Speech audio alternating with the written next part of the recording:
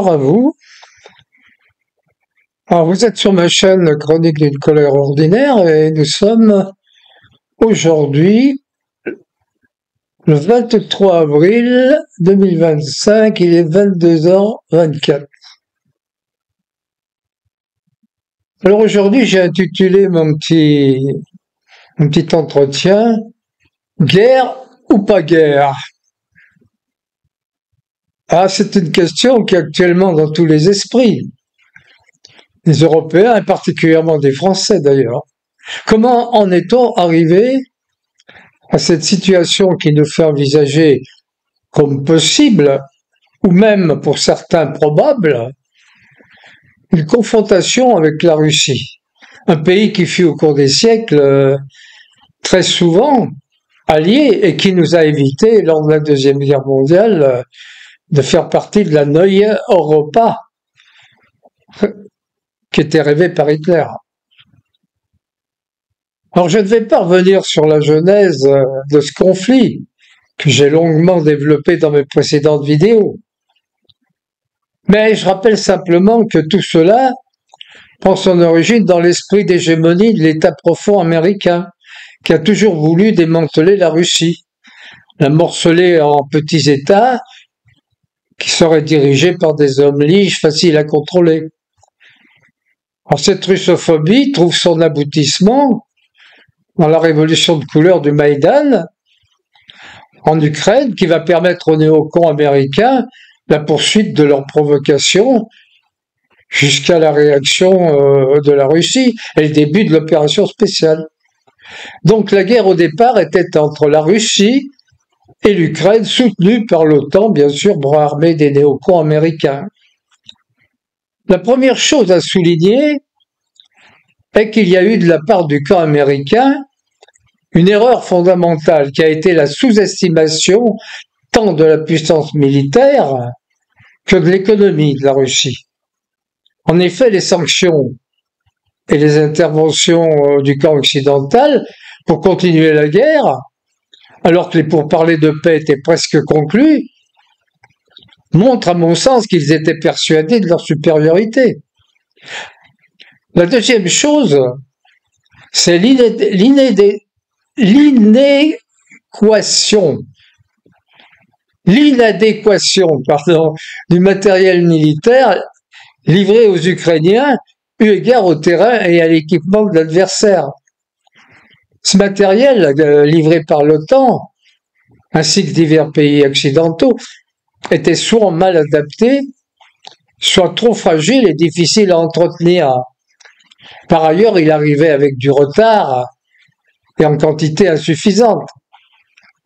Enfin, en troisième lieu, je retiendrai la mauvaise gestion de l'armée ukrainienne, tant sur le plan tactique que stratégique, ainsi que sur l'attention portée au moral de la troupe, qui était basée sur la coercition et la contrainte, exercée particulièrement par les bataillons néo-nazis. Je n'insisterai pas sur les nombreux chaudrons que le commandement ukrainien a laissé se constituer en ne donnant pas l'ordre de repli lorsqu'il en était encore temps. L'exemple de course est assez significatif. Il a coûté à l'armée ukrainienne près de 70 000 morts. Morts et blessés. Aujourd'hui, nous assistons à un renversement d'alliance du fait de l'élection du président Trump aux États-Unis qui a promis aux Américains de faire la paix en Ukraine et a d'ailleurs été élu en partie sur cette promesse. La situation de ce fait est devenue assez paradoxale. Ceux qui sont à l'origine de ce conflit et qui noyautaient les États-Unis sont coupés du pouvoir et ne peuvent plus gérer ce conflit comme ils le veulent, avec les immenses possibilités des agences comme la CIA, le FBI et l'USAID, etc. Donc l'État américain, maintenant, tente de négocier la paix, alors que les néocons repliés sur l'Europe continuent leur travail de sape et de mort, essayant de poursuivre ce qu'ils ont commencé.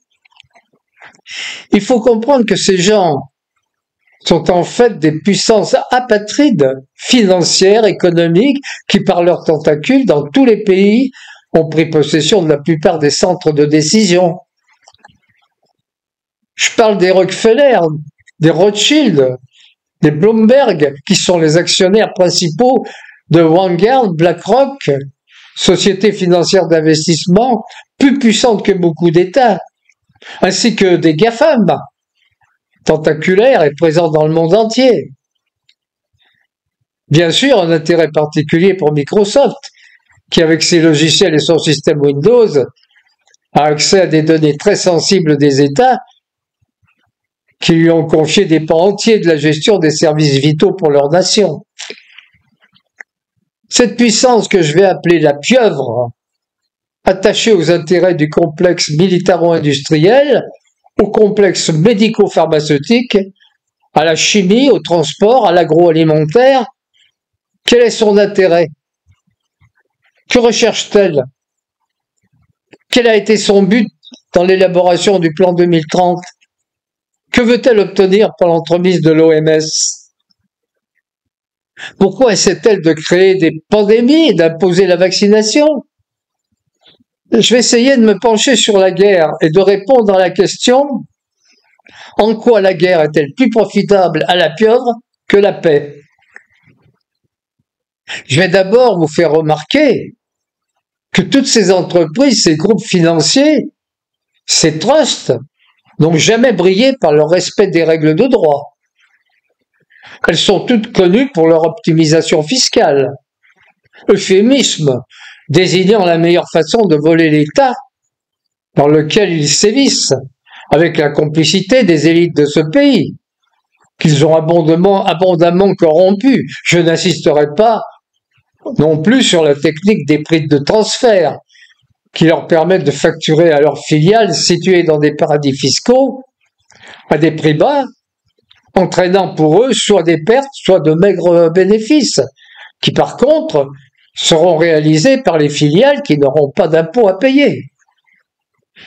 Je ne parle pas non plus des fausses informations et de la corruption des prescripteurs de médicaments, qui ont entraîné depuis des années tant de scandales et tant de victimes. Les ententes illicites, les pressions sur les producteurs payés au plus bas, les fausses indications sur les produits. Tout est bon pour faire de l'argent. Le consommateur est là pour consommer et payer. Sa santé n'entre pas dans la stratégie marketing. Vous ne verrez jamais un laboratoire faire des recherches sur une plante dont on sait que ses propriétés sont bénéfiques pour la santé. Non, car il ne sera pas possible de la breveter et donc pas de profit. Alors, ainsi, ces groupes n'ont que faire d'une société qui fonctionne correctement, dont les organes de décision font correctement leur travail. Elles tenteront de les corrompre, et si la guerre vient bouleverser leur bon fonctionnement, elle pourra alors facilement en profiter. Et s'il y a un plan plus complexe de domination du monde occidental, je dirais alors que la guerre s'impose presque, car elle permettra d'assujettir la population par la peur et la coercition, due à la situation de crise. Et si on y associe une pandémie et un euro numérique, alors là, c'est le jackpot. La population, déboussolée, apeurée, paniquée, sera tellement malléable qu'elle ne se rendra même pas compte qu'elle se dirige lentement mais sûrement vers l'enclos où elle pourra être parquée afin d'être marquée, puis lâchée pour aller accomplir les tâches qui lui seront imposées. Or, c'est ce que nous voyons depuis longtemps, mais surtout depuis 2011, où l'affaire du H1N1 a lamentablement échoué. Tirant les leçons de leur échec, les affidés de la pieuvre ont petit à petit réussi à mettre sur pied un programme et à l'imposer à la population, avec le concours massif de leurs dirigeants, tous tenus d'une façon ou d'une autre, soit par la perversion, soit par la corruption, soit par idéologie mondialiste. Cette pieuvre se trouve aujourd'hui devant le choix, soit de tout faire pour entretenir la guerre, soit d'abandonner, de placer ses pions pour la suite après Trump. Le problème est qu'il va être difficile de continuer la guerre sans qu'elle dégénère en conflit mondial, car Poutine a été très clair. Aucune troupe étrangère ne sera admise sur le sol ukrainien sous quelque forme que ce soit. Elle sera immédiatement considérée comme belligérante et traitée comme telle. Pour ma part, j'aurais tendance à penser que la pieuvre va faire machine arrière et chercher une position de repli. Mais il faut aussi tenir compte de la personnalité des dirigeants européens, de leur situation dans leur pays. Si on prend le cas de Macron et sa situation politique en France, on voit bien que sa fuite en avant est une sorte de pari sur l'avenir, en espérant que son rôle de chef de guerre va le grandir et lui assurer un brillant avenir. Mais sa paranoïa est dangereuse et me rend inquiet pour la suite des événements. En ce qui concerne Zelensky, il est évident qu'il n'a guère le choix. Il engrange pour lui et ses oligarques mafieux des milliards chaque mois. Aussi, il lui est difficile d'arrêter la manne brutalement. Soit il négocie avec eux sa sortie, soit il continue jusqu'à la chute finale, soit il va tenter la fuite, mais dans ce cas, il sera vite rattrapé et son sort sera scellé.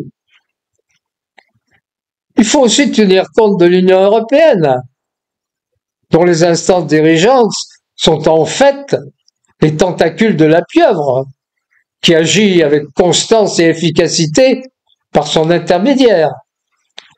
Elle n'a de cesse d'envenimer les choses et de tout faire pour satisfaire la pieuvre. S'il y a une leçon que nous devons tirer de la situation, c'est que nous devons très vite sortir de l'Union européenne. Sinon, nous resterons pieds et poings liés, regardant impuissants notre pays glisser vers l'abîme.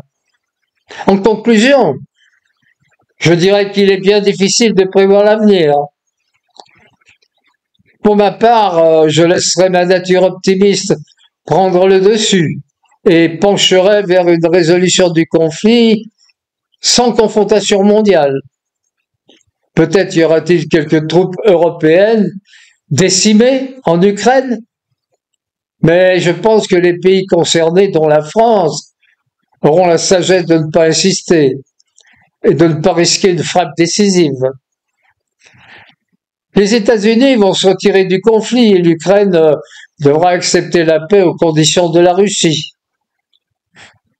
Pour notre avenir, après toutes les postures et les rodomontades de notre président, et si nous ne prenons pas notre destin en main, je pense alors que le plan de la pieuvre continuera et arrivera à ses fins.